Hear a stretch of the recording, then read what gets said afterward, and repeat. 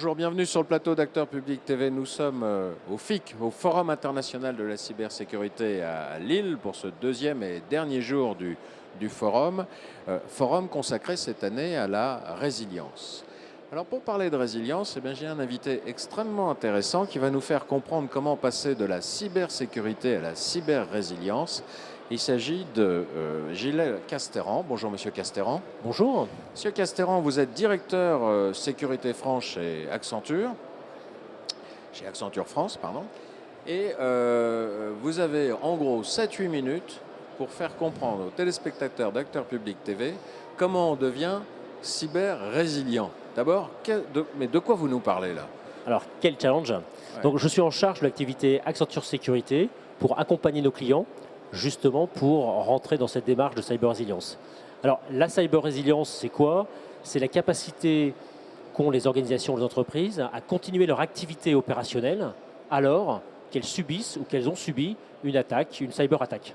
Voilà, c'est ça. Alors, ça réunit finalement trois grandes activités de l'entreprise et de l'organisation, hein, qui sont la cyber-sécurité, mais également tout ce qui est reprise ou continuité d'activité et la résilience de l'entreprise. Parce que les entreprises ont déjà en place des démarches de résilience business, et donc c'est associé finalement ces trois grandes activités.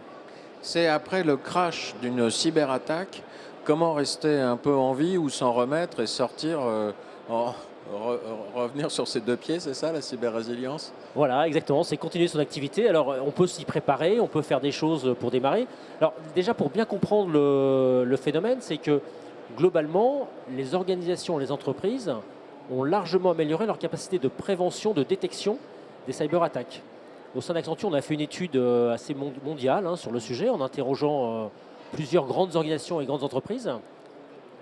Et l'étude montre qu'en fait, en 2017, à peu près une centaine, alors on va donner quelques chiffres, une centaine d'attaques ciblées par entreprise ou par organisation. En 2018, c'est à peu près 236, donc c'est x2, plus de x2, c'est 120% de croissance des attaques ciblées. Et quand on regarde l'impact de ces attaques, c'est 30 en 2017 ont été arrêtés, stoppés par les organisations. Oui. 30 en 2018. Donc finalement, la capacité à arrêter les attaques est largement améliorée. On a doublé du coup la capacité de résilience, c'est ça que vous vouliez dire. Exactement. Hein, des organisations par cette prise de conscience de l'importance de la cybersécurité. Alors on a doublé la capacité à faire de la cybersécurité, à les détecter, etc. Mais on n'a aucune information sur l'impact. Quand on pose la question à ces acteurs, c'est 70% donc sont très contents, 80% sont très contents de se dire j'ai amélioré ma qualité de surveillance, de détection, mais 70% des acteurs disent je n'ai aucune confiance, je ne sais pas évaluer l'impact. Et donc le sujet qu'on va traiter aujourd'hui, c'est ça, c'est l'impact sur le business. Et ça change finalement la façon de traiter la cybersécurité. Quand on gradue comme ça, quand on évalue l'impact, on peut aussi graduer la défense en se disant ça peut-être à rien de tout défendre au même niveau, on peut peut-être répartir ses forces sur les fronts les plus sensibles ou les plus impactants. Voilà, exactement. Et donc pour évaluer, donc c'est ça, je vais me focaliser sur ce qui est très important. Voilà. Et pour ça, il faut rapprocher la cybersécurité du business. Et donc il y a des pratiques pour rapprocher auprès du business. Donc c'est par exemple mettre en place une vraie gouvernance avec les entreprises et les directions générales. Et ça, on le voit largement s'améliorer. Là aujourd'hui, on parle, à Davos, on parle de cybersécurité. Donc il y a une prise de conscience largement supérieure à ça. Et donc il y a des pratiques de gouvernance à mettre en place, focalisées sur le risque, focalisé sur une vraie transparence et sur l'animation d'un écosystème. Ça, ce sont les conseils du directeur sécurité d'Accenture France, c'est de dire il faut d'abord une prise de conscience au meilleur niveau de l'organisation pour que ce risque soit bien compris et qu'on prenne les mesures à la bonne échelle. Exactement, donc une collaboration entre les métiers et les acteurs de l'IT et de la cybersécurité. Donc chaque décideur de l'acteur public doit s'intéresser et rentrer dans une démarche, en tout cas accompagner ces sujets. Après, le deuxième sujet, mais il n'y a pas d'ordre de priorité, qui est très très bien porté par l'ANSSI, c'est les fondamentaux. Il y a des fondamentaux à appliquer, c'est non négociable pour la sécurité.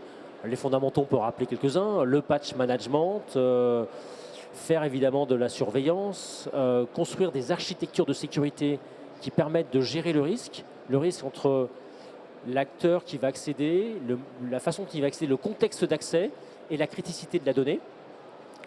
Voilà, d'autres sujets, c'est investir sur le renseignement, anticiper les menaces et le renseignement dessus.